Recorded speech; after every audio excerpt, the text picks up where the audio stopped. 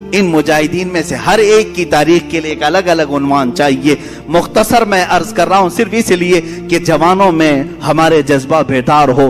تم اس بات میں فخر کرو کہ تم جن کے وارثین ہو وہ کوئی بزدل قوم کے ہیرو نہیں تھے. الحمدللہ ہماری تاریخ میں کوئی ایسا ایرا غیرہ اور نتھو کھیرا نہیں ہے. اگر ہم تاریخ اٹھائیں تو آج بھی لوگوں کے سروں پر بجلیاں گوندیں گی, بجلیاں کڑکیں گی, اس لیے کہ شاہ صلاح الدین ایوبی کے بعد ہم نے تاریخ میں یہ بھی دیکھا ہے جس نے 3 بر اعظم, تقریباً دنیا میں 7 بر اعظم ہے نا, کانٹیننٹل افریقہ, ایشیا, یورپ, یہ جو 7 بر اعظم ہیں ان میں 3 بر اعظم کو اپنی طاقت اور اپنے اخلاق, اپنے کردار سے روشن کیا. اس ارطغرل غازی کو بھی ہم نے تاریخ میں دیکھا ہے. سلطان ارطغرل غازی رحمہ اللہ, ان کے جانشین سلطان عثمان غازی رحمہ اللہ, ان کی اولاد میں سلطان محمد فاتح رحمہ اللہ, ان کی اولاد میں سلطان عبدالحمید ثانی کو بھی ہم نے دیکھا ہے. ان کی مثالیں تم نہیں لا سکو گے. 3 بر اعظموں پر انہوں نے اسلامی عدل و مساوات کا درس قائم کیا ہے. اور ایسے نہیں ہیں کہ وائٹ ہاؤس میں بیٹھ کر کے سازشیں رچ رہے ہوں, بلکہ میرے عزیزو اللہ نے ان کو 3 بر اعظموں کی حکومتیں دی تھی. اس کے باوجود بھی رات کے وقت تنہائی میں جبہ پہن کر کے کسی روٹی بیچنے والے کی دکان میں کھڑے ہو جاتے اور 2 روٹیاں خرید کر لا کر اپنے گھر میں کھایا کرتے تھے. یہ بادشاہان اسلام بھی تھے, مجاہدین اسلام بھی تھے. اس فاتح قسطنطنیہ جس کی بشارت میرے آقا نے حدیث پاک میں دی ہے کہ قسطنطنیہ فتح کرنے والا وہ پہلا لشکر بغیر حساب و کتاب کے جنت میں جائے گا, وہ کون تھا؟ وہ سلطان محمد فاتح ہے جو ارطغرل غازی کی اولاد میں سے تھے. انہوں نے قسطنطنیہ کو فتح کیا. قسطنطنیہ اسی استنبول کو کہتے ہیں جہاں تاریخی ان کی بہت ساری چیزیں موجود تھی, کئی 100 سالوں سے موجود تھی. وہاں سے انہوں نے فتح کیا. ابھی آپ نے سنا ہوگا 1 سال پہلے مسجد آیا صوفیہ کا ایک بڑا مسئلہ چلا تھا. بہت لوگوں کے پیٹ میں درد ہو رہا تھا کہ رجب طیب اردگان نے اس کو مسجد میں تبدیل کر دیا, وہ میوزیم تھی. یہ تاریخ چھپا رہے ہیں, کوئی میوزیم نہیں تھی. یہ سلطان محمد فاتح کی فتح کی ہوئی مسجد تھی, انہوں نے خریدا تھا. چرچ تھی, سیدھے صاف کیوں نہیں بولتے, میوزیم تھی.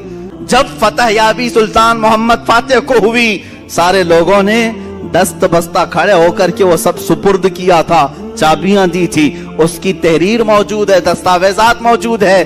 یہ تو ظالم خبیث عیاش مصطفیٰ کمال بادشاہ جو یہودیوں کی اولاد میں سے تھا, یہ سلطنت عثمانیہ کے ختم ہونے کے بعد جو یہودیوں کی طرف سے نافذ کیا ہوا کمال بادشاہ تھا, اس نے اس مسجد کو میوزیم میں تبدیل کر دیا تھا سن 1935 سے لے کر اب تک. ہاں یہ اور بات ہے کہ چاہے تم اپنے طاقت اور نشے میں کسی مسجد کو بدل بھی دو, انشاءاللہ رب تعالی وقت آئے گا پھر کسی نائب صلاح الدین کو ضرور پیدا کرے گا. ہاں اگر آج ترکی میں کوئی جوان شیر پیدا ہے, اس نے اگر مسجد میں تبدیل کیا ہے تو اللہ تعالیٰ کی طرف سے دیا ہوا اس کو یہ انعام ہے, اور ہم بھی انتظار کریں گے انشاءاللہ العزیز. جن مسجدوں کو تم نے آج ہڑپ لیا ہے اور یہاں غیر قانونی طریقے سے عمارتیں بنا کر کے اپنے بھگوا جھنڈے لہرانے کی کوششیں کرتے ہو, 100 سال گزر جائیں, 200 سال گزر جائیں, ہم نا امید نہیں ہیں. ایک دن وہ آئے گا جب وہاں کی دیواروں سے بھی صدائے اللہ اکبر گونجے گی, اللہ اکبر کی صدا ضرور گونجے گی. اس لیے کہ ہم کسی کی ہڑپی ہوئی چیز کو مسجد نہیں بناتے, کسی کی زور زبردستی لی ہوئی چیز کو مسجد نہیں بناتے, بلکہ خوشی خوشی اگر کوئی لا کر دے رہا ہے تب بھی رسول پاک نے قیمت دے کر کے مسجد نبوی بنائی ہے. یہ تاریخ اسلام ہے. بہرحال مجاہدین کا کردار تھا. بات ہماری رخ پلٹ نہ جائے, مجاہدین ابھی ہماری فہرست میں ختم ہی نہیں ہوئے. ہم نے صلاح الدین کو یاد کیا ہے, ہم نے سلطان ارطغرل غازی کو, عثمان غازی کو, عبدالحمید ثانی کو یاد کیا. لیکن میرے عزیزو یہ ناانصافی ہوگی اگر میں ہندوستان کے ان مجاہدین کو یاد نہ کروں جنہوں نے پرچم اسلام لہرایا ہے اور عدل و مساوات قائم کیا ہے. اس میں سے ایک جوان شیر شہاب الدین غوری بھی ہے, دوسرا جوان شیر محمود غزنوی بھی ہے, تیسرا جوان شیر اورنگزیب عالمگیر بھی ہے. یہ تینوں جملے جو میں نے کہا ये पेट में सीधे गड़ते हैं, आंखों में सीधे चुभते हैं, इसलिए कि ये नाम जल्दी कोई सुनना नहीं चाहता।